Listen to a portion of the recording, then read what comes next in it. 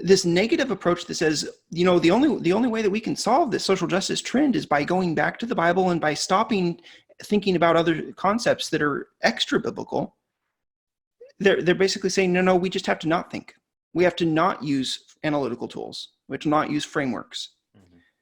And that's their solution. Which is obviously absurd. And everybody knows it. And especially the liberals are going to notice it. And they're going to point it out. And they're going to say, you're a hypocrite.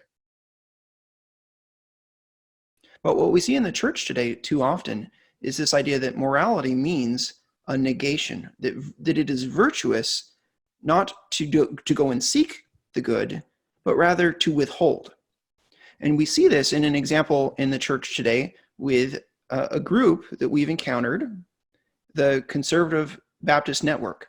They're wanting to combat the liberalizing tendency within the Southern Baptist Convention. And their slogan is sufficiency, the Bible alone. Sufficiency of Scripture in its historical context meant that the Bible is the only authoritative spoken word, as opposed to the Catholic Church's pronouncements and tradition of the church being authoritative spoken word. But they are championing sufficiency of Scripture as if it could be just that in itself could be the answer to the social justice trend, or toward critical race theory in the church, or toward intersectionality. And so their cry is back to the Bible. But here's our concern is that's, I think it's a negative conception of how to interact with this liberalizing tendency. I mean, if you say back to the Bible, is that going to stop Beth Moore? No, because she's going to claim that she believes the Bible. Is that going to stop Russell Moore? Russell Moore is going to say, no, I'm a website Orthodox Christian. I've got this list of all these things that I affirm. Mm-hmm. And so this negative approach that says, the only way that we can solve this social justice trend is by going back to the Bible and by stopping thinking about other concepts that are extra biblical. They're basically saying, no, we just have to not think. We have to not use analytical tools. We have to not use frameworks. Mm-hmm. And that's their solution. Which is obviously absurd. And everybody knows it. And especially the liberals are going to notice it. And they're going to point it out. And they're going to say, you're a hypocrite. They are not willing to put forward a positive vision. For example, do you see any of them advocating capitalism? And saying, no. Or even on the basis of what is in the Bible, saying Bible forbids partiality. And saying in Acts, it's very clear, Peter says to Ananias and Sapphira, wasn't that property yours to do with what you wanted? And it's very clear from Paul, if a man will not work, he shall not eat. We could make a positive case from the Bible or from general revelation that socialism is wrong.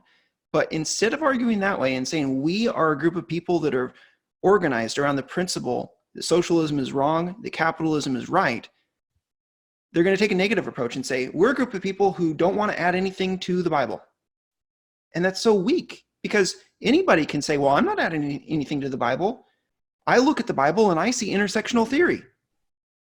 I look at the Bible and I see that God wants us to care for the sojourner. I think, read Russell Moore's articles in the last 6 years and tell me that biblical sufficiency is going to be an answer that he won't just laugh at and then go on and tell you why you should be a social justice warrior.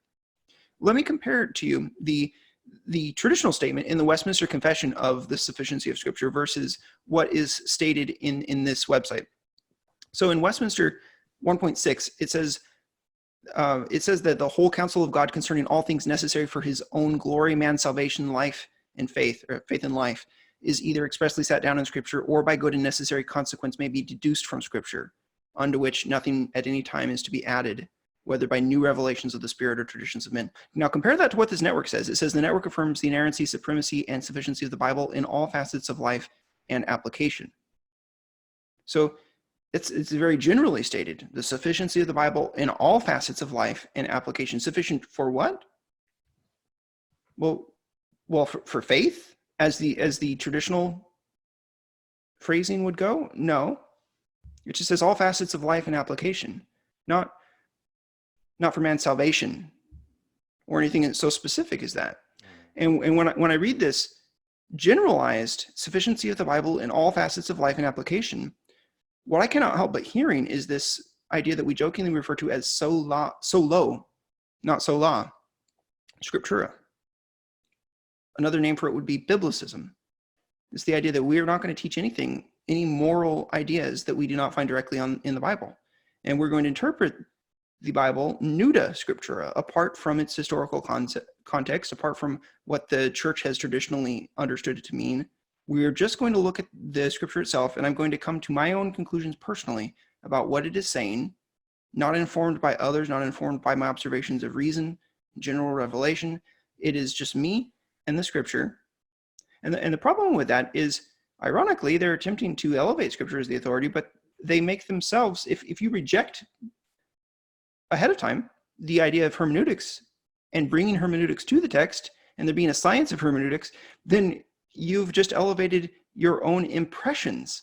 This concept of the sufficiency of the Bible it's obviously intended to combat critical race theory, because they say sufficiency, the Bible alone. And that's our answer to why we need to vote Resolution 9 out at the Southern Baptist Convention. Because Resolution 9, critical race theory, that goes against sufficiency. That's the nature of their argument, but that is not the kind of sufficiency that the reformers believed in. We need to explain that a little bit more, because it's a little confusing. Yeah, I mean, they're going to say, as we push, that they're going to say, and they have said, well, no, we mean sufficiency more along the lines of what the reformers meant. Of course, we agree that you have to study language and logic and like that. They're going to concede to that. But the issue is that if that's what you mean, then that argument can't function as an argument against critical race theory and social justice. So the only way the sufficiency of Scripture functions as an argument against critical race theory and social justice is if you're using it in a wrong, irrational, unbiblical, and ahistorical way.